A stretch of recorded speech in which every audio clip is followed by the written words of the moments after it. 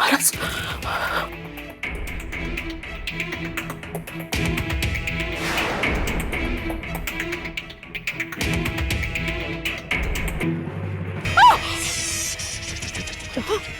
बाबाजी महाराज तुम्ही स्वतः डोसक्याचा परिस्फोट झालाय माझ्या. या इथून मठात गेलो तेव्हा मला समजलं का माझ्या सेवकांनी सकूला पकडलंच नाही. त्यांना ती दिसली बी नाही. सकू स्वतःच्या पावलांनी घरला परत आलीये. पिंजऱ्यातून सुटलेला पक्षी पिंजऱ्यात कशा पायी परत येईल.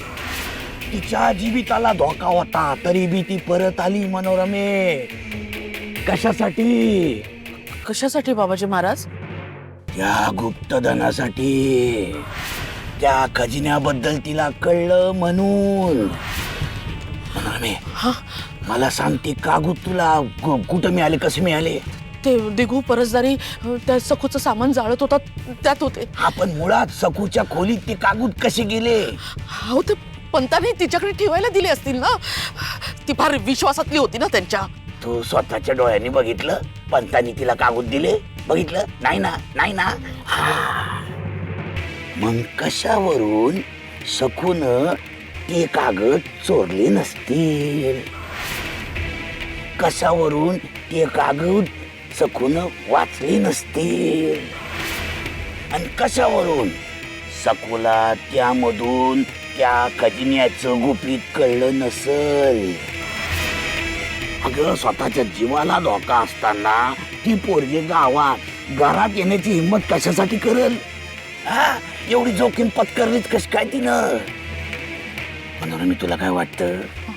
ती जी सकू पतिव्रत आहे, नवऱ्याविषयी निश्चिम प्रेम आहे तिला, लय काळजी आहे म्हणून ती परत आली.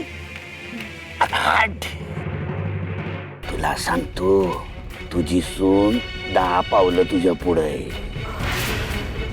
ती खजिन्यासाठीच इथं आली. ती कागद शोधाया, ती मिळवायाच ती इथं आली.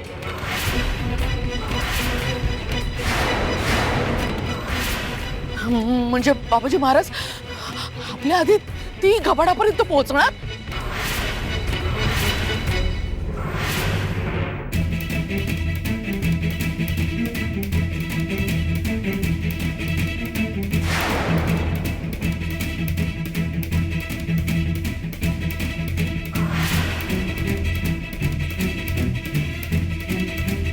विठुराया,